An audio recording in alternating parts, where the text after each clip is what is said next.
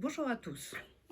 Pour la deuxième semaine de notre parcours biblique de Carême, nous vous proposons d'aborder le thème de Jésus et de la Cananéenne, ce thème que l'on retrouve dans l'évangile de Matthieu au chapitre 25, versets 21 et 28, à 28.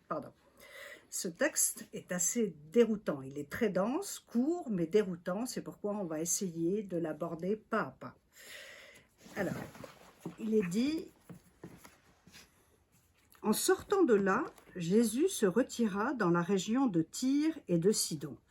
Alors, c'est assez peu fréquent que Jésus se déplace en territoire étranger, et s'il lui arrive de sortir de la Galilée, c'est pour de brèves incursions dans des régions limitrophes que sont la Décapole et le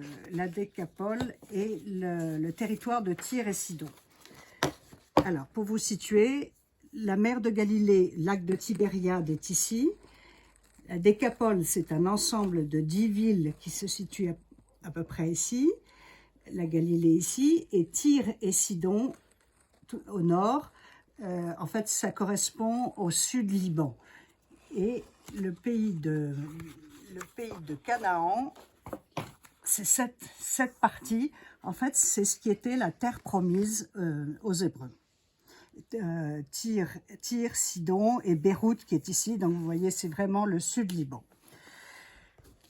En fait, les habitants de Tyr sont parmi les étrangers qui viennent voir Jésus. C'est donc dans cette ville que se situe cette rencontre. Et en fait, c'est un peu une rencontre improbable.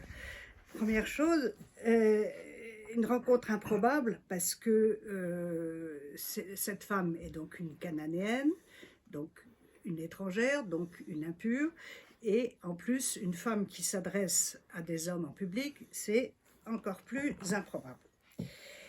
Donc qu'est-ce qu'elle dit, cette femme ? Et voici qu'une femme cananéenne étant sortie de ce territoire criait en disant: « Aie pitié de moi, Seigneur, fils de David. » Alors pourquoi est-ce que le terme cananéenne est important ? Les Cananéens avaient une très mauvaise réputation puisque au temps des patriarches, ils sont liés au dieu Baal et à d'autres divinités qui entraînaient les fils d'Israël à renier leur Dieu.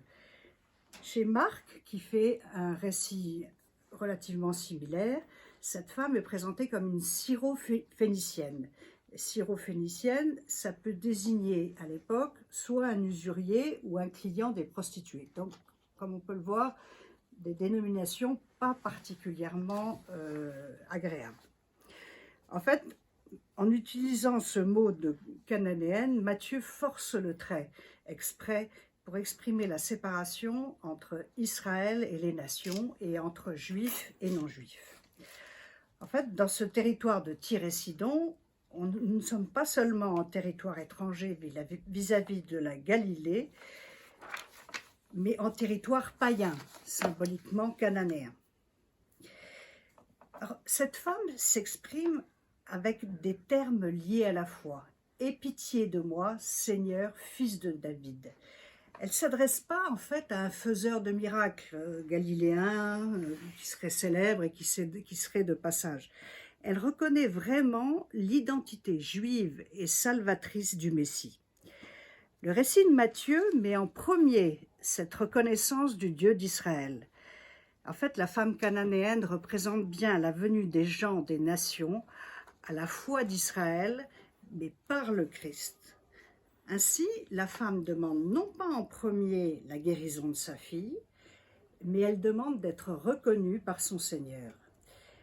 Elle reprend les mêmes termes que les psalmistes quand ils crient « Pitié pour moi, Yahvé ». Elle implore la pitié de Jésus de la même manière que l'on implore Dieu. C'est bien un cri de foi venant d'une femme qualifiée de cananéenne. L'enjeu est tout aussi vital puisqu'il s'agit quand même de la guérison de sa fille, qui est tourmentée par un démon. Et la femme reconnaît donc en Jésus son sauveur. Et là, la réaction de Jésus est très surprenante. Dans un premier temps, il ne répond pas. Après l'intervention des disciples, qui se disent absolument scandalisés par cette femme, gênée, enfin qui demande à Jésus, mais fais quelque chose, Jésus répond, je n'ai été envoyé qu'aux brebis perdues de la maison d'Israël. Réponse un peu abrupte. En clair, c'est une fin de non-recevoir. En fait, sa mission, ce qu'il dit, c'est sa mission, c'est destiné à la seule maison d'Israël et non aux autres nations. En fait, la sentence semble définitive et on aurait presque, enfin, on serait presque tenté de dire, mais Jésus est-il indifférent à la détresse de cette femme, au motif de son origine? En fait, bien sûr que non. Le récit et ce refus sont bien évidemment pédagogiques. Le refus nous choque pour nous rendre encore plus attentifs à cette question. Le royaume est-il destiné aux seuls juifs?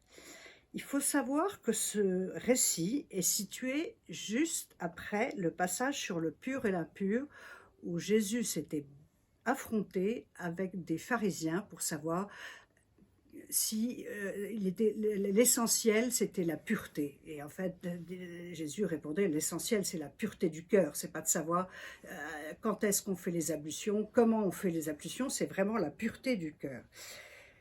Cette femme est cananéenne, donc impure pour tout juif. Mais son intervention insiste bien sur la sincérité de sa foi, sa disposition intérieure qui vaut plus que toutes les ablutions. Vis-à-vis de Jésus, elle-même montre plus de foi que les pharisiens et les scribes de Jérusalem. Et le rebondissement qui va suivre montre combien la foi au Messie d'Israël dépasse bien des frontières. Je poursuis la lecture du texte. Mais la femme était arrivée et se tenait prosternée devant lui en disant « Seigneur, viens à mon secours ». La femme insiste en reprenant encore des expressions liées à la foi. Et sa seconde demande est associée à une attitude religieuse. Elle est prosternée, signe éminent de reconnaissance.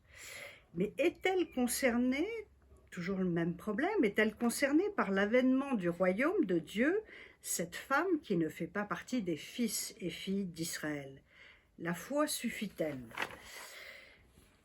Et Jésus a encore une phrase étonnante qui peut nous surprendre.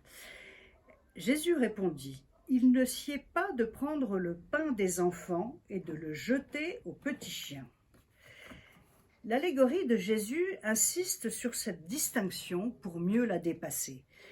Je m'explique. En fait, il était interdit aux Juifs, les petits-enfants, de faire table commune, manger le pain, avec des étrangers, les petits chiens. Les chiens, il faut savoir que les chiens sont des animaux qui sont très mal vus au Proche-Orient à l'époque. Donc la réponse de Jésus est quand même un peu abrupte. Et en fait, ce qui est extraordinaire, c'est la réponse de cette femme qui, au lieu de se décourager de cette réponse, elle persiste et elle reprend l'allégorie et la réinterprète à la lumière de la foi du Christ. Elle dit « Oui, Seigneur ». Elle utilise encore le terme « Seigneur » pour marquer sa déférence sincère vis-à-vis d'Israël. Et elle dit « Et justement, les petits chiens mangent des miettes qui tombent de la table de leur maître. » Elle ne vient, en fait, par cette phrase, elle dit qu'elle ne vient pas prendre ce qui revient en premier à ses petits-enfants. En fait, elle se met au pied de la table et elle ne prend rien. Mais elle reçoit cette surabondance qu'elle espère du royaume. Elle insiste sur ces miettes qui tomberont de la table. Elle sait qu'elle peut avoir part au repas du Seigneur, quand bien même elle devrait être considérée comme un vulgaire petit chien. Mais en fait, ça ne sera pas le cas. Jésus se laisse toucher et dit « Oui, femme, grande est ta foi, qu'il advienne selon ton désir. » Il n'est plus question de cananéennes ou de petits chiens. Jésus reconnaît sa foi à l'égard, voire plus, de tout homme en Israël. La guérison de sa fille dépasse le cadre du miracle pour authentifier l'action débordante de Jésus jusqu'envers toutes les nations. Cette femme doit prendre part au repas et non à quelques miettes simplement. Ce récit de la rencontre de Jésus et de la cananéenne illustre le thème d'une foi persistante. C'est absolument merveilleux, la foi de cette femme, qui ne se lasse pas de prier Dieu, d'invoquer son nom. On a là une image de Jésus un peu inhabituelle, qui ne répond pas, quand il répond, c'est d'une façon un peu brusque. Il semble peu enclin à aller vers cette femme, et il la malmène un peu. Mais ce passage nous révèle des aspects importants et décisifs de l'annonce de l'Évangile et du salut. Le salut est pour tous, et on peut presque dire que Jésus se laisse surprendre par cette réalité, et que cette païenne lui rappelle sa mission. Enfin, on peut terminer en disant que l'amour est plus fort que tout. Cette femme n'a pas strictement confessé sa foi au Dieu d'Israël, mais Jésus a reconnu cette force de la foi, dans l'amour qu'elle éprouve pour sa fille et qui l'amène à ne rien lâcher dans sa demande à Jésus. Je vous propose d'actualiser enfin ce texte à la lumière de ces 3 questions. Dans notre foi, nous sommes peut-être face à ce que nous croyons être le silence de Dieu. Comment réagissons-nous?